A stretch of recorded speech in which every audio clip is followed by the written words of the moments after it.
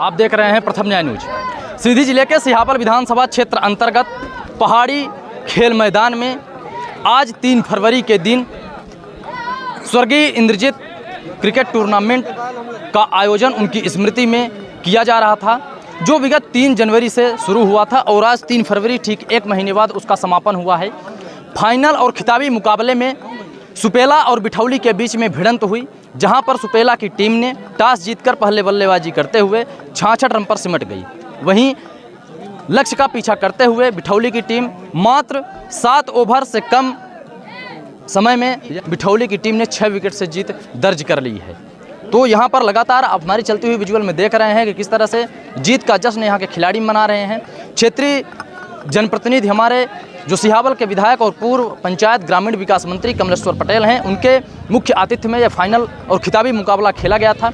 उनके द्वारा पुरस्कार वितरण भी किया जा रहा है, जैसा कि आप हमारी चलती हुई विजुअल में देख रहे हैं कि उनके द्वारा सभी खिलाड़ियों को प्रोत्साहित किया जा रहा है। और अहम बात मैं आपको ये बता दूं कि जो खिताबी मुकाबला खेला गया है उसमें विजेता टीम को 31,000 रुपये और उप विजेता टीम को 15,000 रुपये ट्रॉफी के साथ दिया गया है। सीधे हम रूबरू होते हैं सिहावल विधायक कमलेश्वर पटेल से, उनसे जानने का प्रयास करते हैं कि आखिर इस खेल के बारे में वो क्या कहते हैं और अन्य मुद्दों के बारे में भी उनसे जानने का प्रयास करते हैं। आयोजक साथियों को हम धन्यवाद करते हैं, बधाई शुभकामना प्रेषित करते हैं कि हमारे जो युवा खिलाड़ी साथी है, युवा खिलाड़ी साथियों को विधानसभा क्षेत्र स्तरीय क्रिकेट टूर्नामेंट कई दिनों से यहाँ पे आयोजित किया था और यहाँ पे कई टीमों ने भाग लिया और अपनी खेल का प्रदर्शन किया।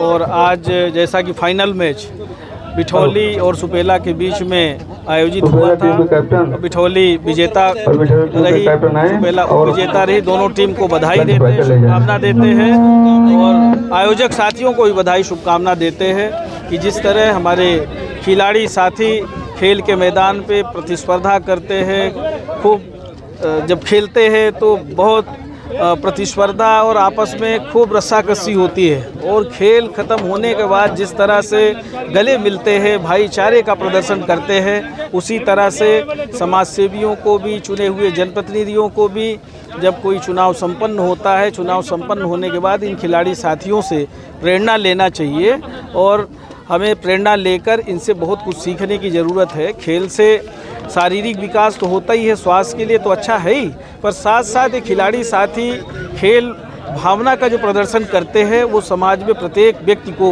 प्रदर्शित करने की ज़रूरत है, आचरण अपने जीवन में भी लाने की ज़रूरत है। इसी की आज सबसे ज़्यादा ज़रूरत है। पुनः हम आयोजन साथियों को बधाई देते हैं। आने वाले समय में जो हमारा पहाड़ी स्टेडियम निर्माणाधीन है, जो मंत्री रहते स्वीकृत कराए थे, बहुत जल्दी 2-3 महीने में हमें लगता है कि ये जो इसका स्वरूप है वो विधिवत व्यवस्थित हो जाएगा और आने वाले समय में और व्यवस्थित यहाँ खेल देखने को मिलेगा, खिलाड़ी साथियों को खेलने का अवसर मिलेगा।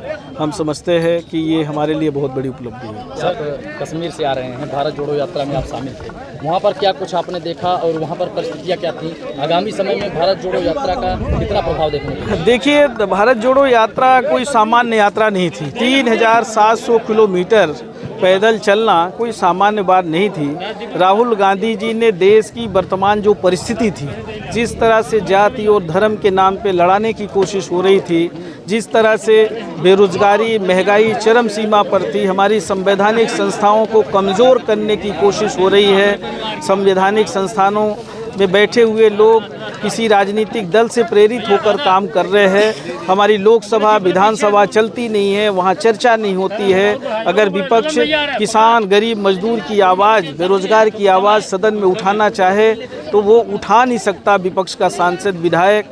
और जब इन सारी परिस्थितियों को देखा राहुल गांधी जी ने, तो उन्होंने देश के लिए ये तय किया कि हम पदयात्रा करेंगे कन्याकुमारी से कश्मीर तक। और हम ये कह सकते हैं कि ये सामान्य काम नहीं था, पर उन्होंने देश के लिए करके बताया और हम सब प्रेरणा लेते हैं और हम सब भी ये संकल्प लिए हैं और लेते हैं कि हम लोग भी अपने अपने एरिया में जिसका जो भी दायरा है इस तरह के आयोजन करते रहेंगे और समाज में जिस तरह की कुरीतियाँ, जिस तरह की परिस्थिति है, इन सबको लेके सरकार के खिलाफ हम लोग जायज़ मांग के लिए पूरी तरह से तन्मयता से लड़ेंगे और डरेंगे नहीं। सोन नदी की दुर्घटनापूर्ण क्षतिग्रस्त है और काफ़ी समस्याओं का सामना करना पड़ रहा है, यात्री हों, स्थानीय लोग हों, कोई भी वर्ग हो। क्या कहेंगे इस विषय में? बहुत जल्दी हम लोग इसके लिए, क्योंकि हमने विधानसभा में पिछली बार भी लगाया था, ध्यानाकर्षण शून्यकाल में उठाया भी था विषय को, पर सरकार सो रही है। सोई हुई सरकार को जगाने के लिए बहुत जल्द बहुत बड़ा आंदोलन करेंगे।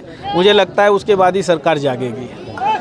जो पुल क्षतिग्रस्त हुआ है, भाजपा के नेता अंडल मंडल कमंडल उसका भी भूमि पूजन करते हैं।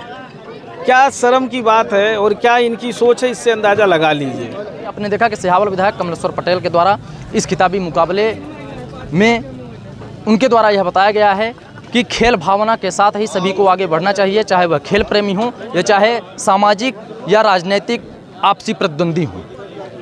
तो उनके द्वारा उनके मुख्य आतिथ्य में इस फाइनल और खिताबी मुकाबला पहाड़ी स्टेडियम में खेला गया है और यहाँ पर बिठौली की टीम विजयी हुई है। तो बने रहें आप। कैमरामैन मोहित द्विवेदी के साथ अमर द्विवेदी, प्रथम न्याय न्यूज़।